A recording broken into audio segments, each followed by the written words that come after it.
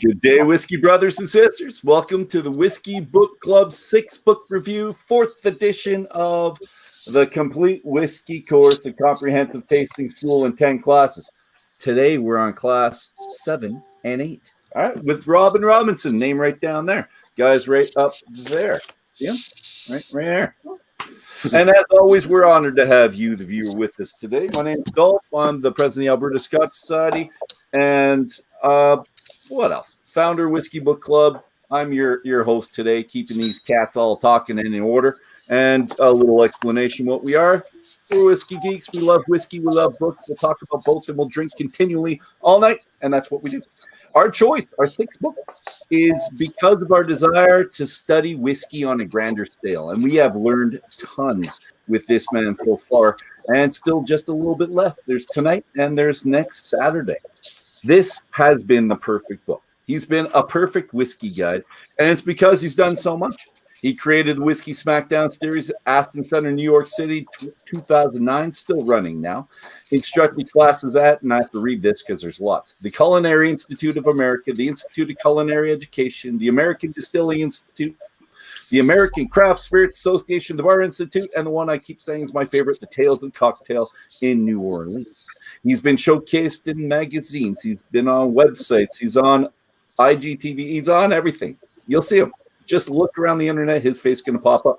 And he's got a one-man show at Whiskey on the Whiskey Festival circuit. It's called The Story of Whiskey, 60 minutes stand-up. He says it's bad. It's probably fantastic. And a lot of drinking, which everyone can appreciate at a whiskey tasting. Let's start. We're going to do roundtable introductions. Let's do our names, other platform handles, and what's in your glass or glasses tonight. And we're going to start, of course, with Robin. Then we're going alphabetically. Cheryl, Dave, Drew, Kent, Nicole, and last but not least, Sheila. Robin, you're up. All right. Well, I guess I don't need any introduction because you just gave me one. So that's enough for that. So I'm going to tell you what's in my glass.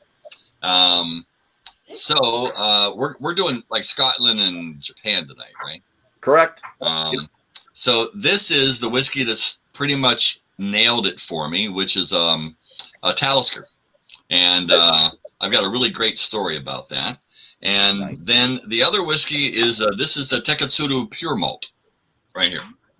Excellent. You don't have the actual bottle close to you, do you? I'm a visual guy, Rob. I like. Oh, you know what? I apologize. I left them downstairs. I just brought the glasses. Don't apologize if you had it. Well, I'll tell you what. While they're doing their intros, you're good. Okay, thanks. He's out. Cheryl. Okay, I'm next. My name is Cheryl. You can find me on social media at Cheryl's_1. And tonight I'm doing the Nika from the barrel. Oh, you and me both. Good job. Good dram. It is. Dave. Hey guys, it's Yukon Dave at in his basement as always. Yukon Dave _EDM. I'm drinking the bag of whiskey today. And tell them where it's from. This was found in my mailbox by Drew, and Sheila left it there, and I didn't know it was coming, so it was quite the surprise. So I figured I'd better start drinking some of the 50 samples I haven't opened yet. So are you going to do all 4 samples tonight? Yeah, all 4. It's from the Holyrood Distillery in Scotland, and it's a new distillery. And I've actually was online in Scotland with those guys doing a barrel-aged beer seminar, which was kind of cool. Excellent. Thank you, sir. And Drew. Hi, I'm Drew Semper, at Drew Semper on most of the social medias. And tonight I have Oishi and Lechek 10. Nice. And you show the bottle. So that was the Oishi. And that's the blended single malt. This is from Rice, and it's the sherry cask. Nice. Oh, okay. Thank you, sir. Kent, you're up. So, hi, my name's Kent. I'm on, as of tonight, I'm even on Twitter as Whiskey Ass. You can find me on Instagram and Facebook primarily, and we'll see how the Twitter account goes. And tonight, I am doing, I don't know, it's a Robbie Burns countdown. Nicole, who's also on with us, decided to put about 25 of us together. We all donated a bottle and a little bit of cash for some sample bottles and stuff to that. And we're doing these all blind. It's our countdown to the Robbie Burns Day, and it is a fabulous idea and is absolutely stumping all of us. Yeah, not too many of us have figured out too many of them. No. And I think two have, but it's been their own bottles. Nicole shows it at 3 o'clock and then gives us the answer at 9, and we're guessing all night. So, and speaking of Nicole, Anyway, cherry bomb. Hey there, everyone. I'm Nick. You can find me as Black Hat Whiskey on Twitter, Instagram, and Facebook. I have a cocktail of Empress Gin tonight with Saskatoons. And if I get around to it, I'm going to dive into the Pig's Nose blended Scotch whiskey. nice. Try that. Good stuff. Good stuff. Mm-hmm. And Sheila, last but not least. I am Sheila. I am Ann Coney on Twitter and Instagram. So tonight I am taking a page out of Dolph's book. I am double fisting it. I've got Aki 12 and the Oishi glasses. Nice, good stuff. And then I guess you're not last, but I'm last. So this right here. So I'm of course double fisting, but the first one's Nika from the barrel, which is great. Mine's significantly lower than Cheryl's, but that's okay. And my second one is a 34-year-old grain whiskey. So this is an SMWS because we were talking about SMWS before.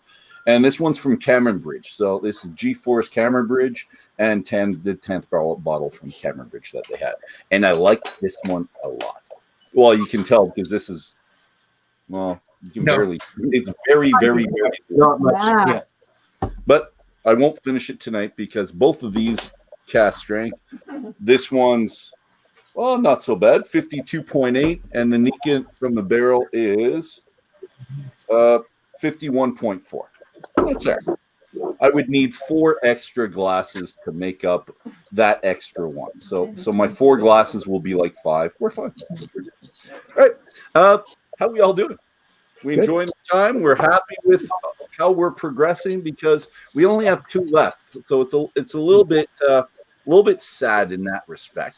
But I think we've learned a lot. So, but I do have a lot more to talk about. And if you notice the questions, still there's only 5 or 6 questions, but there's a lot. There's a lot going on. Can we see what the bottle looks like from Robin? What's that? Can we see what the bottle looks like that Robin went to get? Oh yes. Yeah. So so this is the Talisker Distillers edition right here. Yeah. And so as you know, they typically do a I'll give you the details on this. Double matured in Amoroso cask for a richer and rounder flavor. Distilled in 05, bottled in 15. So it's, Talisker 10. And yeah, made by the sea. So that's actually nice. Amoroso. And of course, this is the Tikitsuru pure malt. So it is a blend of single malts from Yoichi and from Miyagakyo. Okay. And I think I recognize it. It's a good looking label. I wish I could read something, but there's Tikitsuru right there.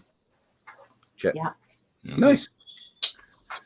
I think it would be a good class to teach. Like we're talking about your 10 classes, but if there's going to be a class where you can bring stuff in and the students are pretty happy to see some extra stuff, I think this would be the class.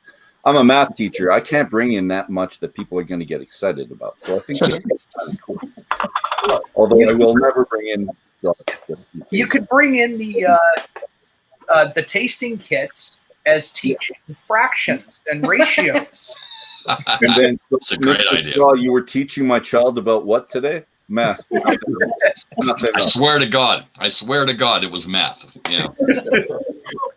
Junior high kid, they'll learn. We went from 1 to 10. I swear. You could do the math of the barrel sizes from a cask I to a. fit in somehow. I'm pretty good. You could do like imperial to metric conversion. That's always fun, Yeah. Right? And some still use it, so for different things, it's good. We would do it. Anyways, I'm not going to start with a quote, but I kind of am. Anyways, I am, but not right now. So I would like to say, Robin, that your opening paragraph on the Scots made me swell with pride. So damn the English and damn all the would-be oppressors out there in the world. And that's what it felt like. It's like, screw them all. So if you want to know what I'm talking about, though, buy the bloody book. You lazy, cheap bugger you out there. Get the book. Don't just watch it. All right. So now I'm starting with my quote. See, I didn't start with it, but it was in there, and I'll take away my little thing there. So here's the quote. Whiskey is the most desired, the most imitated, the most widely distributed, and the most likely to be associated with the economic aspirations of those who drink it. Page 182. So I wanted to do this because I liked it, and I agree and disagree with it. So, which is always good. I like to just throw something out there a little bit. Because the time that we thought was most prosperous, most indulgent in the States, in my record, as long as I've been alive, has been the 1980s. Now, and the 1980s wasn't a good time for Scotch. So I'm wondering, what went wrong? Shouldn't Scotch and the 80s have gone hand in hand, apart from taste changing? What was the disconnect of these people? And maybe I'll say this. Maybe Scotch was still privileged with the very select few, some type of whiskey and blow cocktail at one point for some people that could afford it. But why is it not hand in hand? Why is it not 80s and Scotch? You figured that's what they wanted. Is that to me? Yeah. I'll put this out to everybody because I didn't say wrong. It's why didn't the 80s go hand in hand with Scotch? It just felt like a time of opulence. You see all these movies. It's New York, blow. It's well, you see everything, hookers and blow, and it's just excess. And that's what Scotch is kind of seen as, is it not? No. How old All right, Rob, we are now. I'll put it on your lap. Why is there a disconnect between the 80s and Scotch? Well, first of all, that was actually so that was the generational change right there. That was number one. So whatever my dad's drinking, I don't want to drink that. So that's number one. So when you think about what happened in the 80s, is the kids who grew up, the kids who were born in the 40s and the 50s grew up and actually started to take over. Okay.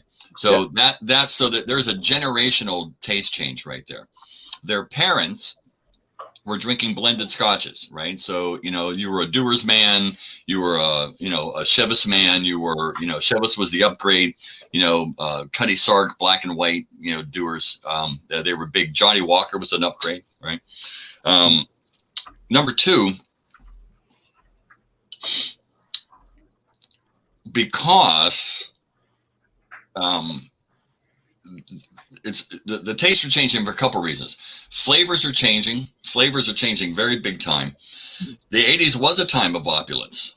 It was a time of that was like the go-go Reagan years.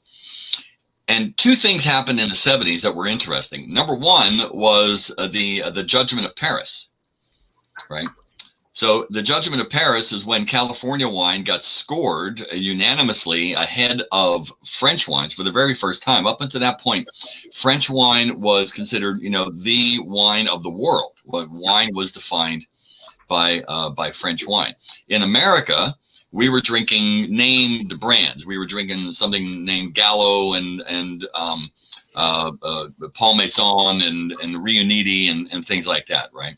Suddenly, with California Chardonnay winning the judgment and a Cabernet, we started to learn that wine, excellent wine, world-class wine, was coming right from California. And it was coming in a varietal sense. So we're learning to actually say Merlot and Cabernet Sauvignon and all of these things that we had never, no one knew what a grape was. No one knew what these grapes were. And for this new class of consumers, right, who had, again, what did we do in the 60s? In the 70s, we fought against our parents. We fought against the war. We pushed back against all of the establishment, anything that was the establishment. And now it was their turn to take over and actually run the reins of the economy. And also there were lighter drinks. Vodka became ascendant. I remember the introduction of vodka as something absolute. And this was in the late 70s. I remember this. This strange Russian Stolichnaya, right? This is even before it became Stoli, and then followed by Absolute. This kind of took the imagination of people, right? It was light. You're supposed to put it in a freezer, and there was a whole ritual that went around with it. And it was exotic. It was completely exotic. There was nothing exotic about Dewar's. There was nothing exotic. This is what your old man drank in a dark bar. And again, that was what Scotch whiskey was blends, right? There were single malts were not a thing. Single malts were starting to actually sneak in like this. You know, they were being Glenfiddich, and that was the late 60s with Glenfiddich when they first started, right? Well, that's when they first started exporting, but I mean, believe me, they were sitting out there. It wasn't until the 80s when they were doing wine dinners. Yep. And at the same time, to the same walls, because they were actually going right. They knew what they were doing. Everybody goes after Wall Street first, because that's where the money was at, right? That's where the influencers are at, right? So they went after Wall Street first, and they were doing wine dinners. And so you're starting to see like Silver Oak and Opus and all of these big, massive Napa Valley wines become huge. And in the 80s also was the rise of Silicon Valley as well. So you got this whole technocracy class over here. Wall Street on the East Coast, right? This is where all of the brands are going at that time, and they are marketing heavily to them. I remember I was in technology in the 90s, and the biggest thing that that everybody had already been doing, it was all about Napa, it was all about Sonoma. It was going up and actually getting wines branded for your company to send out to your prospects and customers and everything like that. So we had faded out from these heavy old whiskeys, right? So it wasn't just Scotch. It was bourbon. It was Canadian. It was Japanese whiskey. Every one of them, when you looked at every one of these whiskey making countries, they had all fallen into the well. And the lighter spirits, I mean, we were drinking Cuervo Gold thinking it was tequila. We had no idea it wasn't really tequila, but that's what we thought tequila was. And Herradura. I remember Herradura tequila was actually becoming popular. So that's what it was. And gin was huge.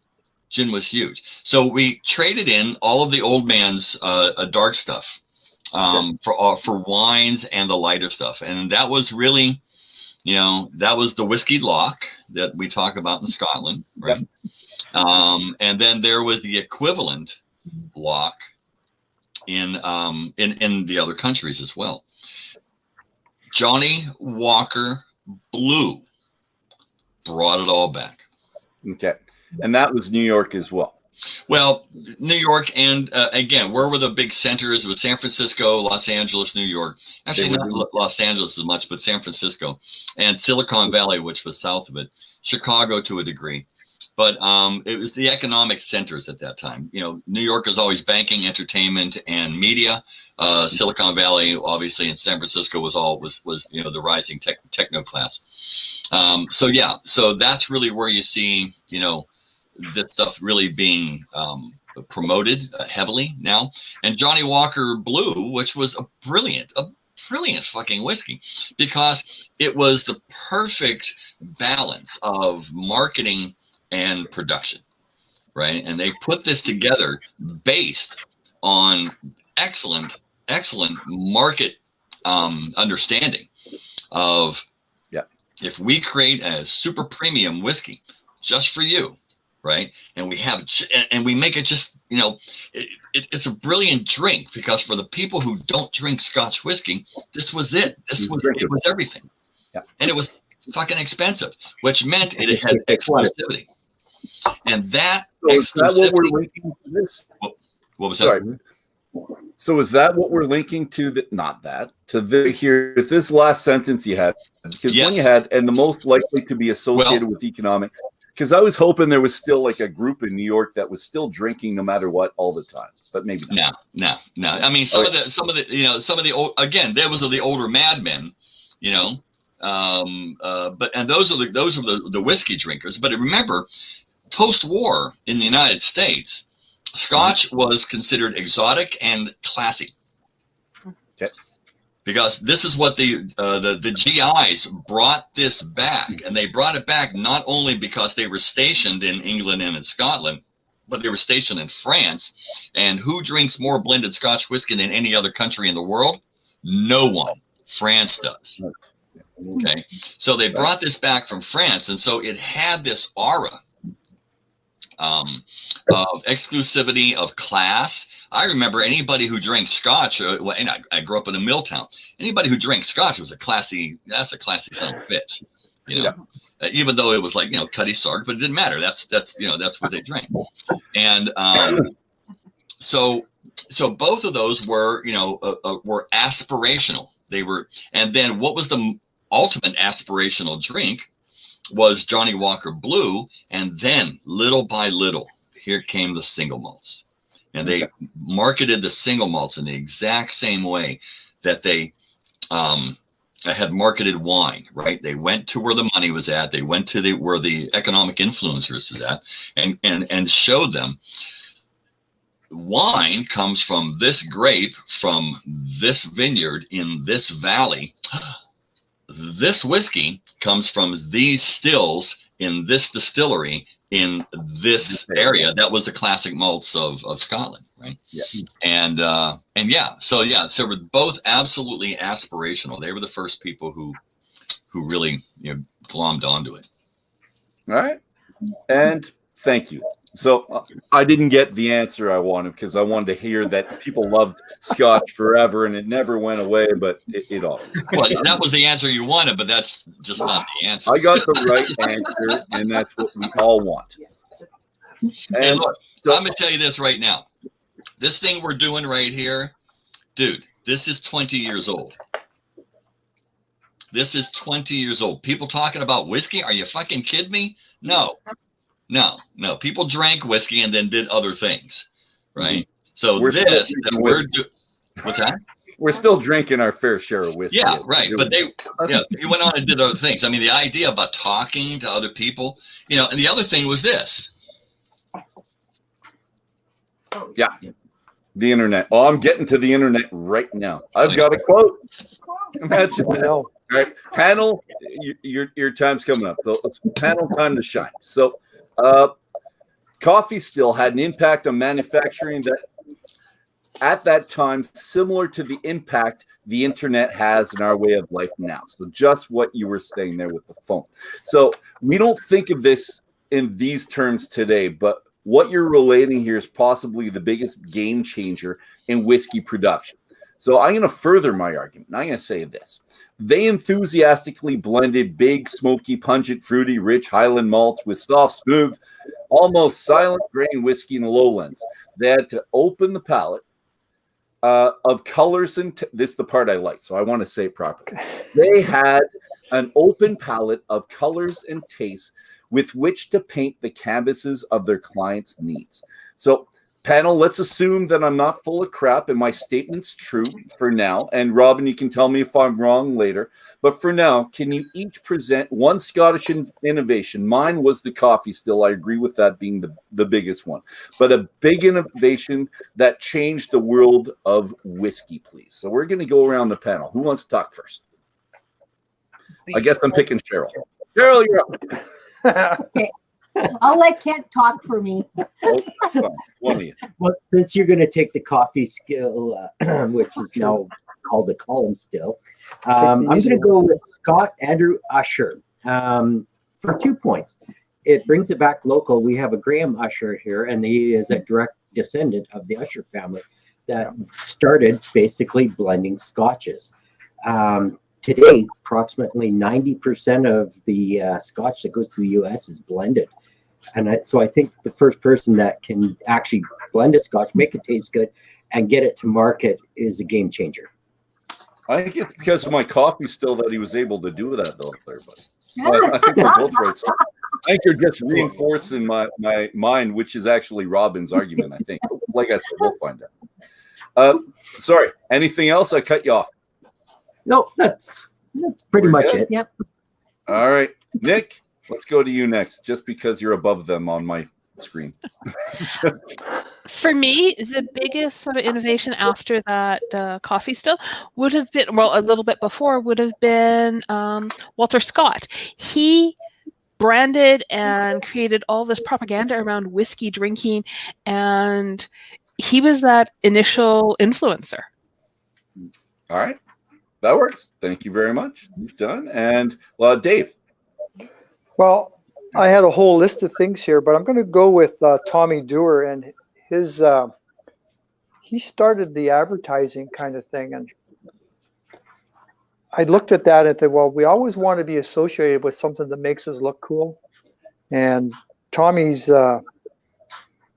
label looked really cool. Johnny Walker did the same, kind of came along with it in 1908 and put the striding man on there, and now advertising's kind of taken over the world. They're telling us one thing, but what's in the bottle usually is not quite what advertising's telling us. So, all right, so you're taking the business outlook out of it. Okay, we're good. Yeah. well, Thank you. Says the man who's got all the advertising behind him. Oh wait, But none of it's for him. Well, no, the two brewers over the shoulders for him. Yeah. He does like pretty things like me too. He just lots of Sheila and Drew. What do you got for us? We covered off so many of them already. So, and we've already talked about Glenfiddich taking on the single malt, or at least after the IBs have done them. So I'll go with the 80s and finishing, because up until the 80s, it didn't really do the secondary finishing after maturation. So I will pick that, because finishing has now become almost a standard with a lot of different distilleries, going on off the bourbon and into things like port finishes or Madeira finishes. So. And I went Yeah. way back the other way to like mid 1700s with Henry Bell, with the first steamships, in order to, now you can move it around the world and actually get a market outside of the country. Good stuff. And I thought someone would have said the movement towards coal, like getting away. How much did, let's say, Speyside things? I know Robin doesn't like to categorize them, but the Speyside whiskeys, none of them. Well, there might be someone using peat at this point, still just one. Ben Riach at one point, but the movement away from peat towards coal, I think, changed it quite a bit. Wouldn't we say? And then later on, where everyone they all get it peated from the exact same spot. But I thought that was a big game changer. Well, so you're talking about just from a flavor perspective, right? Because that was it was two things. It was it was the end of, well, not the end of peat, but peat now as a flavoring ingredient, and not just as a part of the manufacturing process, right? So, right, exactly. When they went to coal as the heat source, they were able to use peat on a more discretionary way. And yeah, that absolutely. I mean, I've tasted some Johnny Walker Red from 1910, 1915, and you would not fucking believe how absolutely spectacular it was. Exactly good. Yeah, I mean, it was like, holy cow, this is unbelievable. And it was rich, and it had big bottom notes, and had this smoke in it that was just it was gorgeous. It was just gorgeous. That was Johnny Walker Red, right? So you can imagine, right? So why did they stop producing good juice?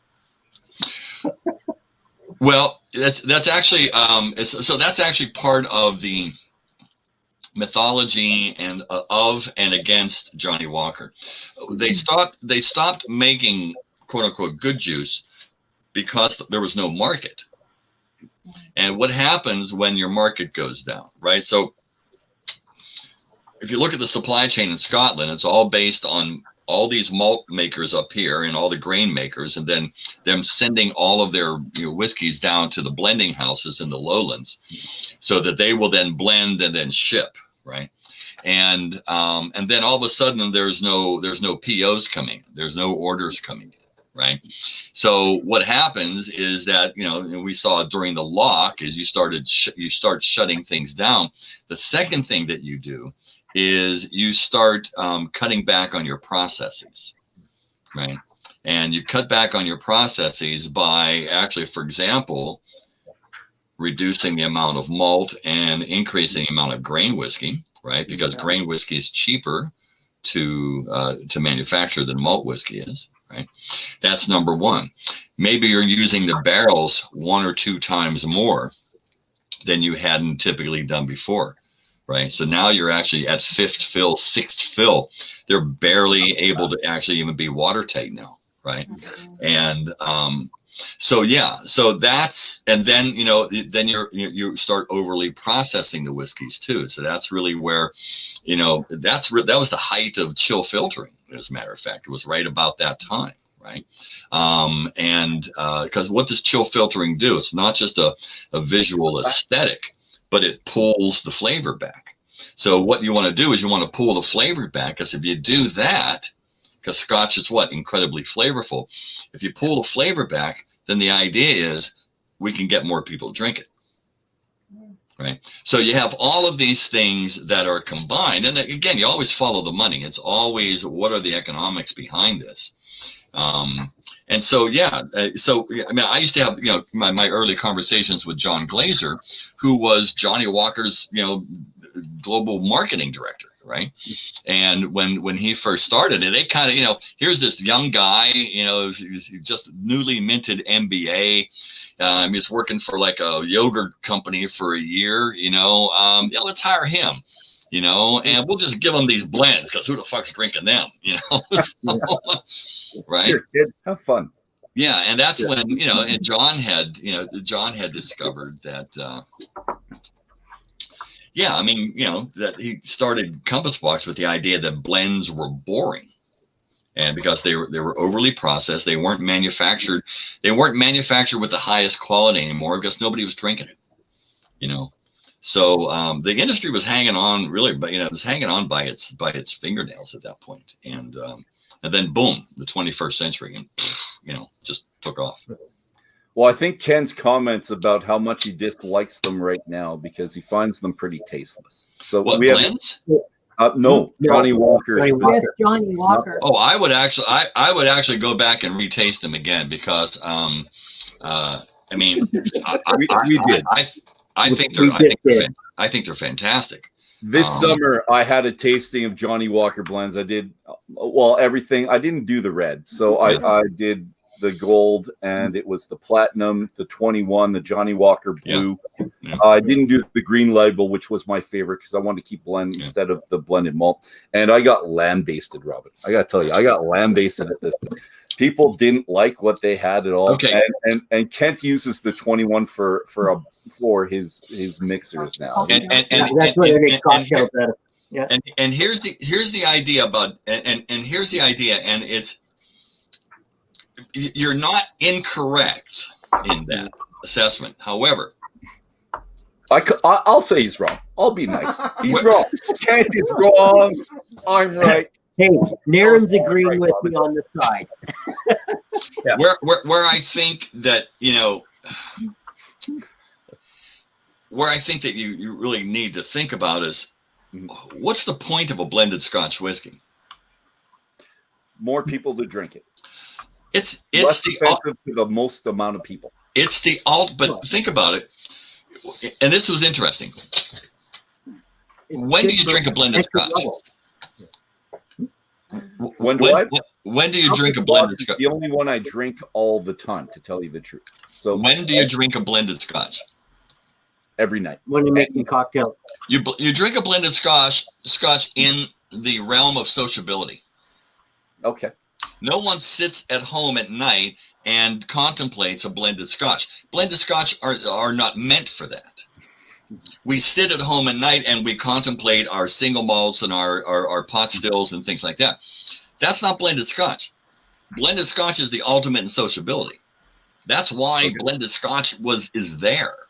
It's meant to be in a highball glass, with a rock, right, and with some people. And the thing is, when you're drinking out of a glass like this, guess what? I can see you, right? When I'm drinking out of a glass like this, you're not even in my fucking realm, dude. It's just me and this whiskey, right? That's So, okay. right. So Yeah.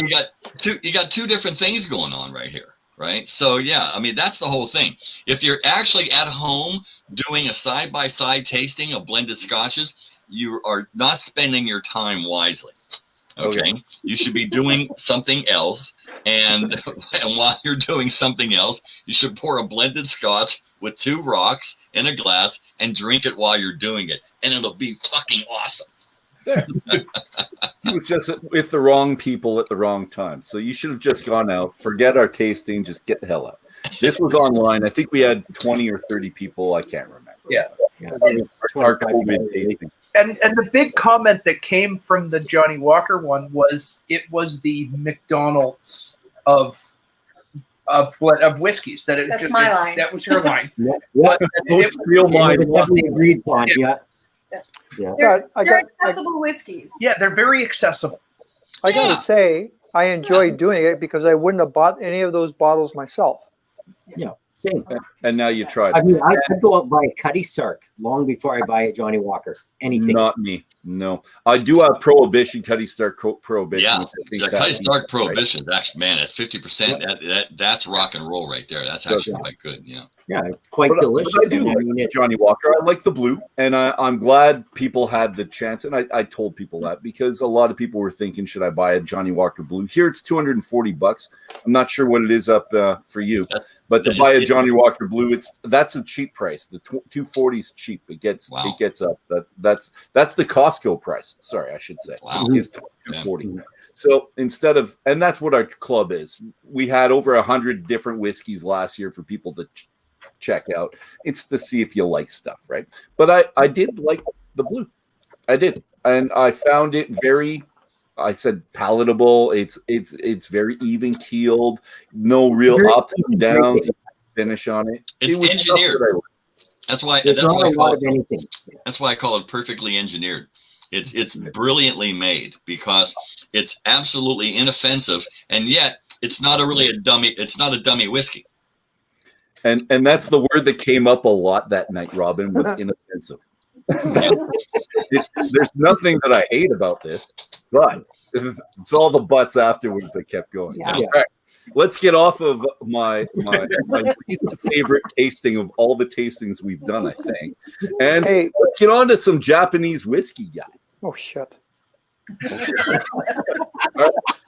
Dave, I have faith in you. You're good. So, What about the Excise Act of 1823?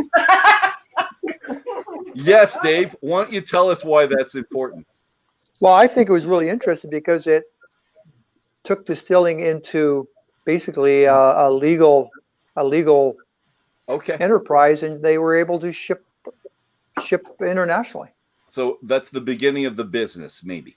Because there was a business, but it was an under the table business. Yeah, it was remember the Lowlands were all about making gin and other types of things. Whiskey was pretty much a Highland. It was pretty much a Highland thing. And then 1823, we're gonna make an agreement not to chase you anymore. And in doing so, your expectation is that you're going to raise the quality of it, which is what happened. Yeah. And then roads and railroads, and that was the beginning of the commercial.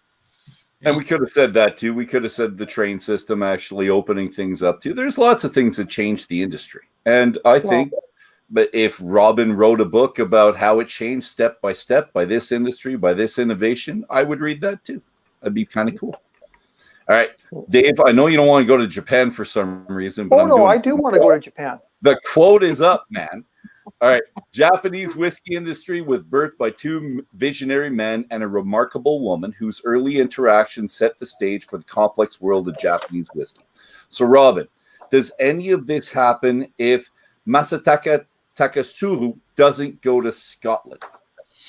Well, eventually it will, because at the same time, right after Tikitsuru-san returned back from Scotland, remember, he was out of work.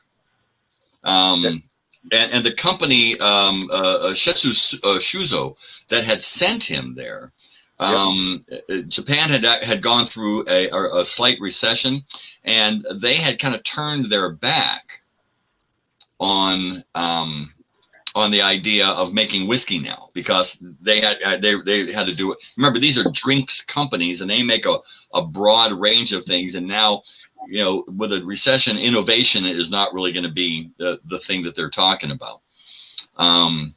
But what had happened soon after he returned back that's when Shinjiro Tori started corresponding with a professor in Glasgow about sending him a consultant to teach him to make whiskey. And the professor writes back and says, well, I just graduated, one of your guys, and it's Tikitsuru.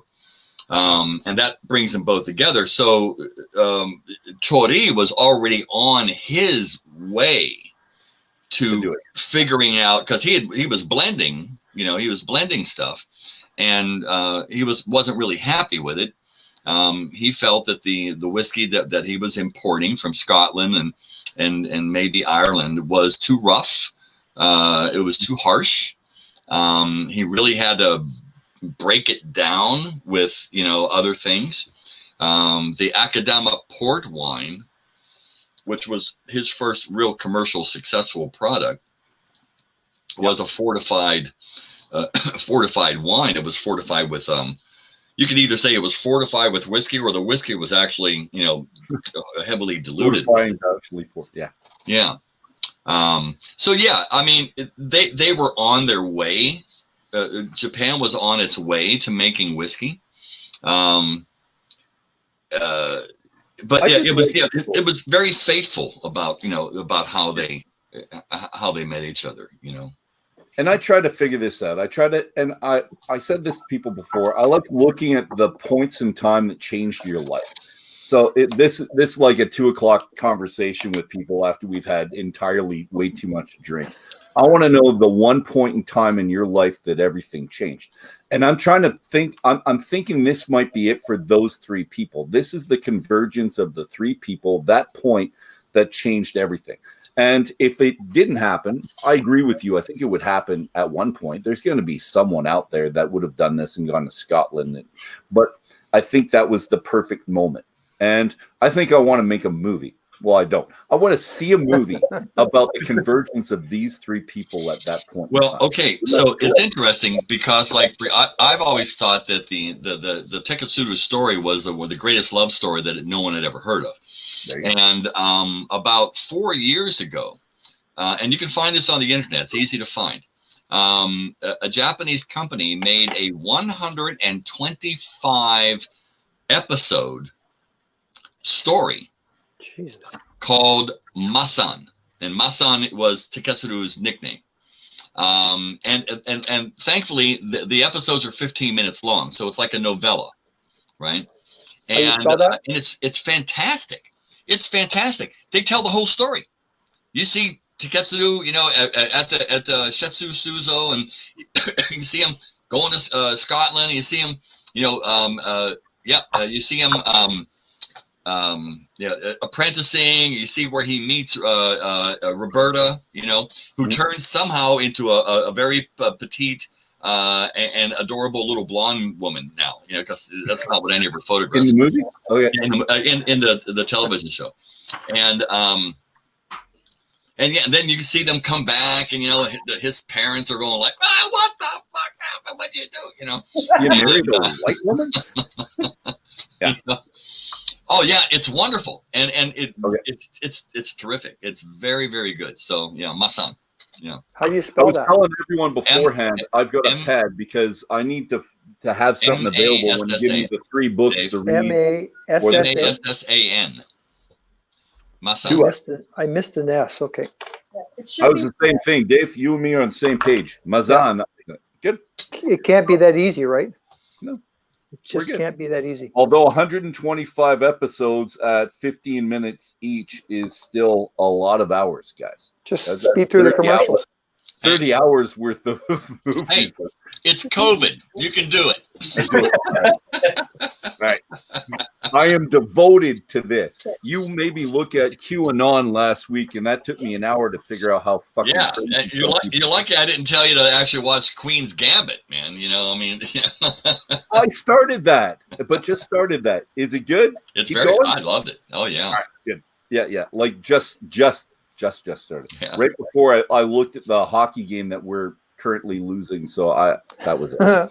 And no, it's good. So we're sticking on Japanese whiskey though. So, and I like another quote, and I need you at one point, maybe in the aftergram, to kind of tell me how it is rooted in these four things that you say.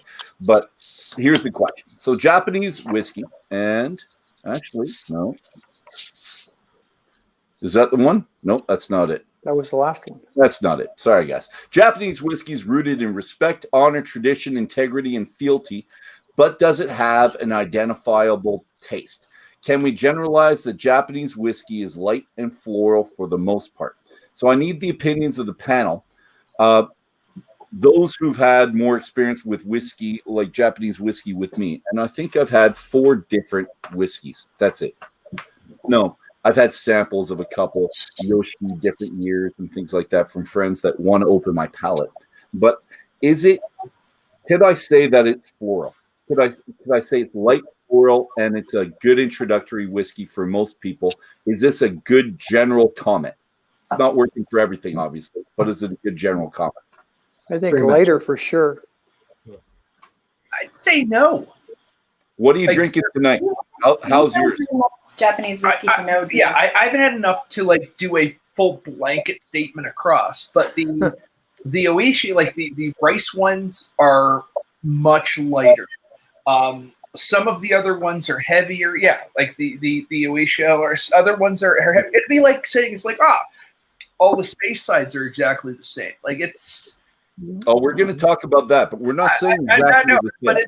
But I'm saying a general comment that I could say to people: if you want to try something light, pick up this, and it would probably be to your light palate.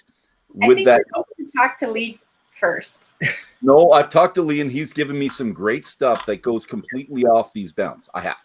And Lee Townsend, Robin, is a local beef farmer, and he sells his whiskey in Japan. So he goes to Japan every year, and he picks up, well, actually usually gets gifted phenomenal bottles of whiskey, but he picks up a lot as well. So I have that link, and we've all talked to Lee. He's a big guy. He's got a good presence. It's a nice person, 2 young girls, talks about hockey a lot.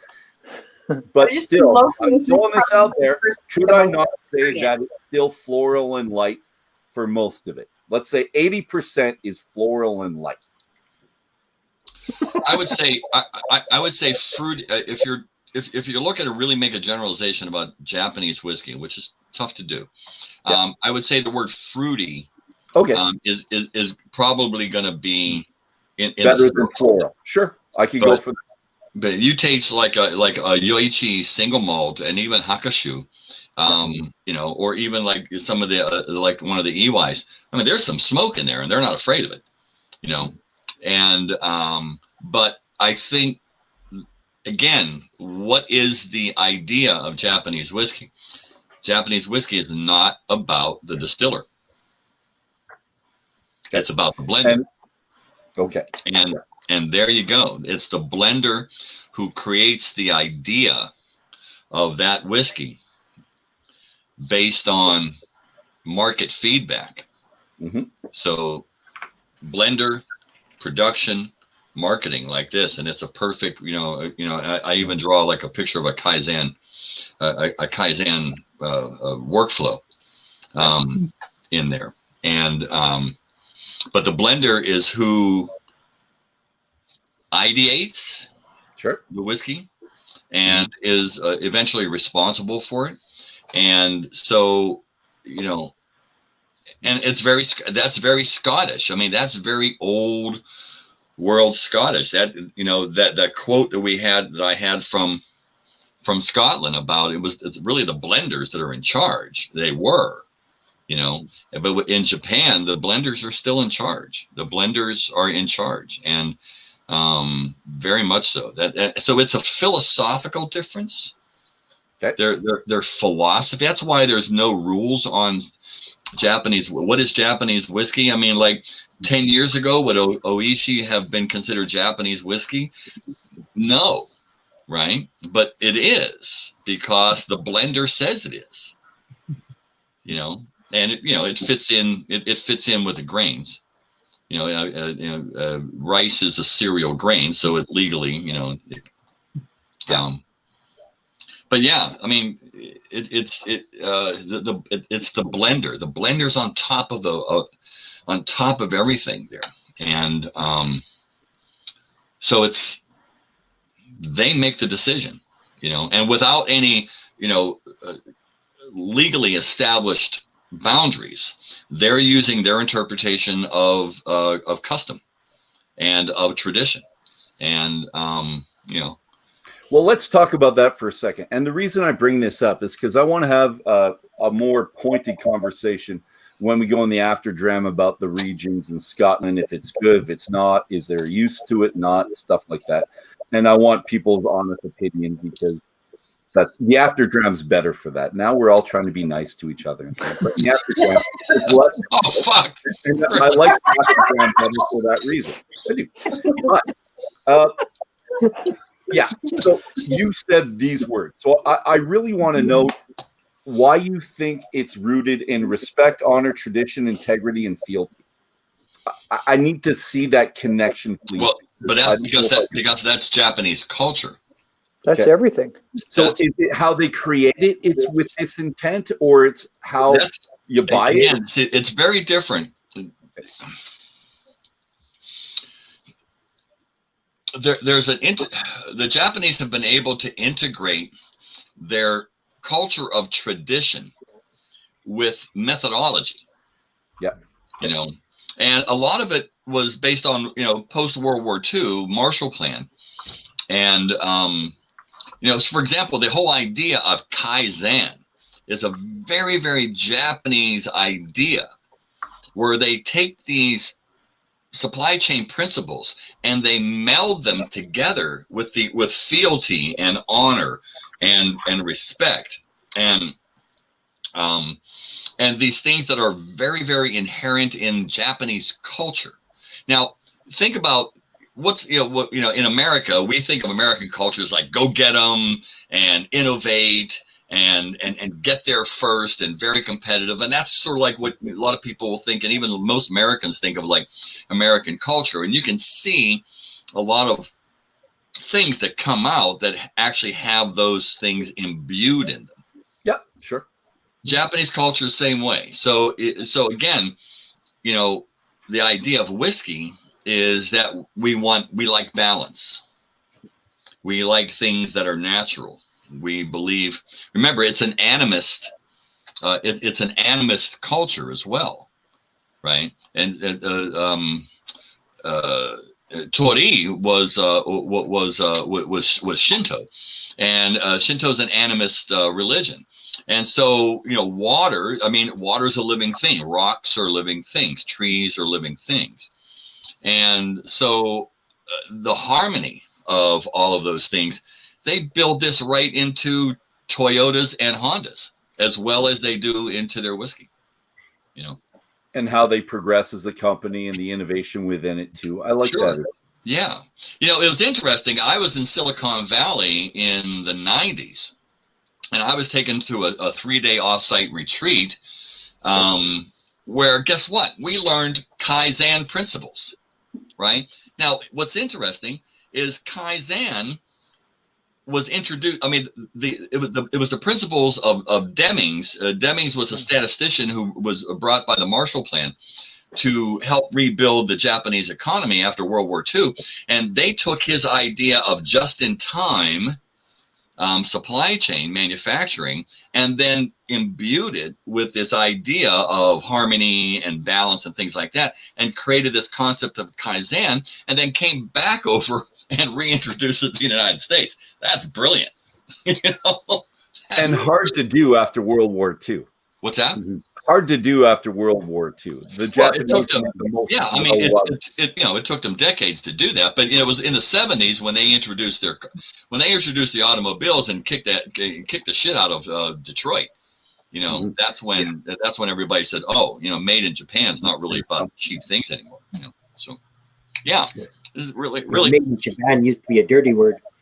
It used to be a dirty word. Absolutely, sure, yeah. Until then, Robin, you went to most of these countries, right? Yeah. You're talking about. I'm just wondering, when you're writing the book, are you going to the country when you're writing the book, or did you go and then you make notes and then you come back and you write the book, or you didn't know you were going to do Japan and then made a trip there and had someone pay for it? I'm hoping that'd be really cool. Yeah, shit. Damn. I should have thought about that.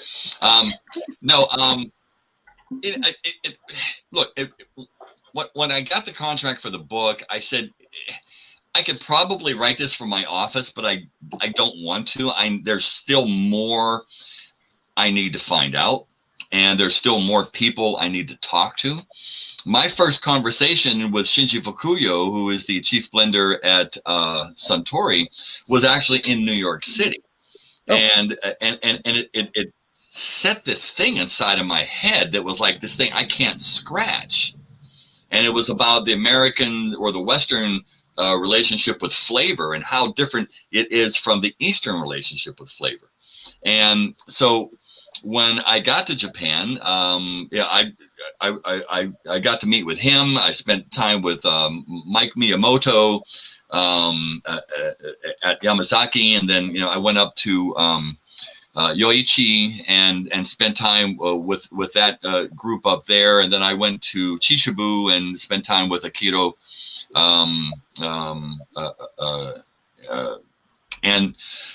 and then I came back, and then I realized, oh man, what's interesting about Japanese whiskey is nobody, and this was difficult, they don't recognize each other. What do you mean? Like you don't exist over there? We're the only let's put it this way. Suntory does not recognize Nika as actually being part of the plan. Nika doesn't recognize Suntory. No. Okay. That's like never saying their name again type thing. And again, that's very Japanese. That's very Japanese as well. And that's another part of the culture that I don't really have a complete handle on, but it was one of the things that I understood. You go up to their websites, they're absolutely, the other person's vacant. Okay. When I was in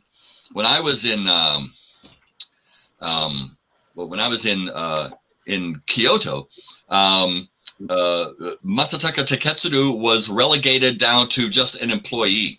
Look, here's a picture of him with all of these other 75 people. Look, there he is. Yeah, he's just one of the guys. One of the guys. Yeah, and then you go up to Nika, and Tori's name is not even mentioned, right? And so when I got back, I go, fuck, how do I write this? Because from an American, it's kind of like, I don't want to like Coke and Pepsi not talking about each other. That'd be yeah, right. But it was kind of like all three of them were, and Rita was so fucking critical. She was so critical because Rita made all the connections. Okay. Rita made all the connections. During the war, she was spat on. She had rocks thrown at her. She was under investigation because she was a foreigner. But at the same time, prior to the war, she had made connections with the Japanese Admiralty. So when everybody else was converted to alcohol production, he was still making whiskey for the Japanese admirals out there. Guys, we all have to watch Massan. I think so. We really do. And we're at 59 minutes. We're going to wrap it up, but I'm just going to go clockwise. I'm going to go Nick, Cheryl, Dave, and Sheila. That's the square, not you guys. Just last comments before we wrap this up and go over to the after draft. Nick, anything you want to add? I want to hear more from Robin. It's just the history component of Rita has been fascinating as we learn more and more about Japanese whiskey and learning how linked she is and integral to that whole development. Yeah, I agree completely. Sheila Drew. Not Sheila Drew. Sorry, we're going around. My fault. Sorry, Cheryl and Ken. That's my fault. Clockwork. No worries. No, I certainly reiterate what Nick just said. Like, this has just been really interesting. Japanese whiskey is one that we really haven't strayed into so much. Yeah. So it's really good to hear the stories behind it and get the history, and it kind of spurs your interest to want to learn more and, figure them out. Beautiful. Yeah. So over a year ago, we were introduced to some higher end Oshi, and I was quite amazed because we've got an entry level bottle, right? As you go up in the cost value, how much the flavor profile changed. There's significant differences. All right. Good. We'll talk about that too. Dave, you're up. This whole Japanese thing has always been such a mystery to me, and we haven't cleared it up yet, so I need to drink more. Drink more in here, more. We're good. Yeah. Sheila Drew. Sheila. Yeah, I think the same. I think we're just going into the after dram to talk about Japan. Ditto. That's It's a little bit cheap, but I'll accept it. It's good. Thank you very much. Robin, I really want to hear, and I'm kind of throwing out the questions, but the difference between the tastes in East versus West, you just touched on that, but I think that's really cool. I want to hear about that a bit. If that's the after dram or the after dram, one of the two. Hopefully I don't forget after my next two drams. Ladies and gentlemen, that's it. This is the conclusion. We're moving our conversation from this more formalized format to a more relaxed, equally engaging, and probably more colorful conversation.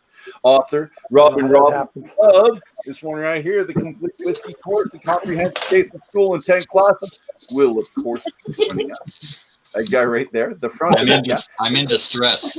I know I put you on the spot. Oh, and really, what better activity is there than talking about whiskey and drinking whiskey and spending time with great people? So you all should really join us.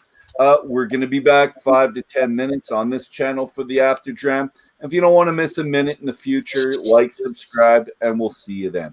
Ladies and gentlemen, this has been a fantastic first hour, and cheers to you all.